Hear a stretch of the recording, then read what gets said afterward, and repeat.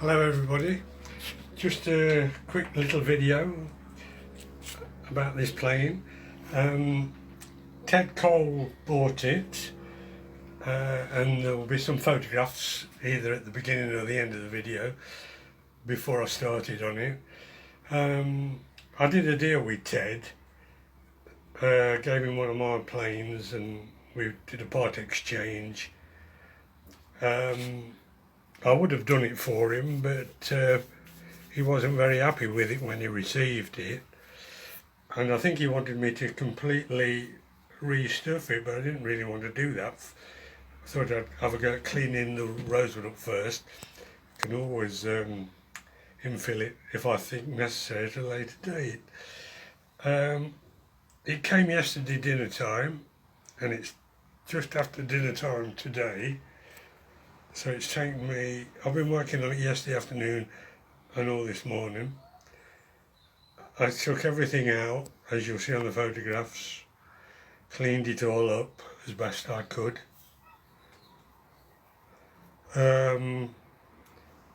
Nibbed the iron, just done that last job, sharpened it hurriedly, and it works straight away.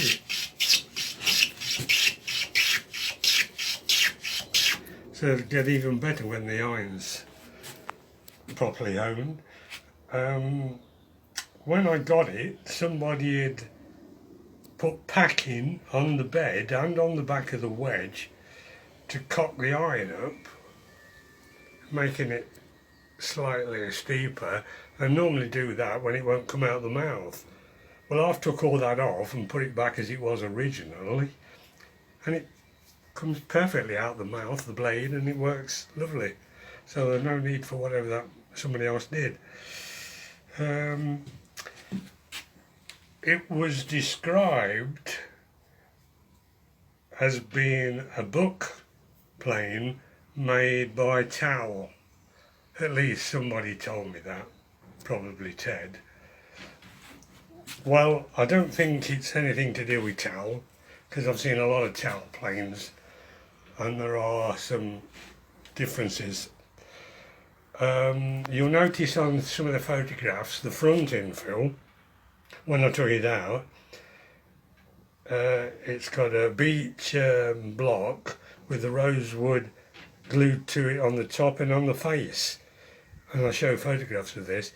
I don't think I've ever seen one done quite like that before, and I don't recollect Towel ever doing it. Also the wedge is a bit different shape from Towel. And another thing about Towel, all the Mitre planes I've seen by Towel have a longer front infill than usual with all other makers, and this one isn't long. It's about the same size as any other maker.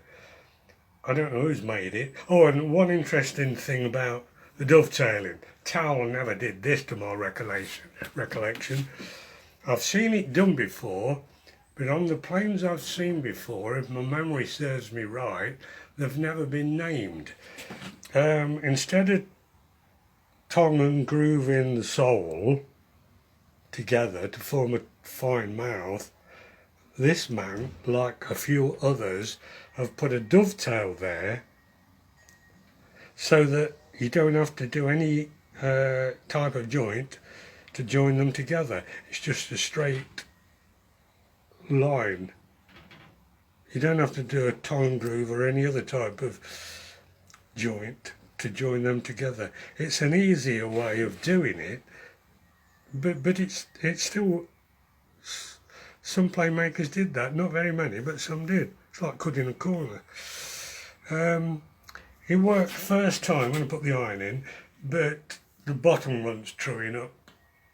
I noticed when I look at the iron, where the bed is on the sole, it's a little bit warm there, so it wants truing up a little. Oh, and incidentally, this is the beautiful knife that Jim gave me. He's a ducky. His prototype. What a fine fella he is. And Ted.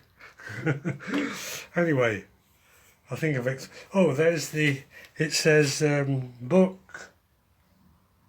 242, I think it is.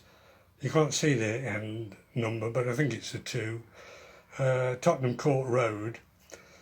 And according to the book, it was J Book who had this. And the date was between, I think it's 1866 and 1868. So it's at least 100, I don't know, 60 odd years old. I've taken a lot of the bruises out of here, but I've left a few because it wouldn't look right. I've also taken a lot of the damage that was caused through it in the scroll wedge over a period of years with a hammer. They very often get damaged there, and there.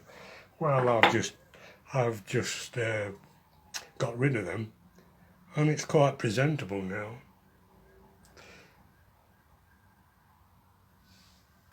The iron is by Ward and Payne, and it wasn't nibbed, which tends to think it's fairly early. They didn't have nibs on to begin with. At a later date they developed it. And that's about all I can tell you. That certainly looks like towel, but other people copy what other makers did. They do with my planes.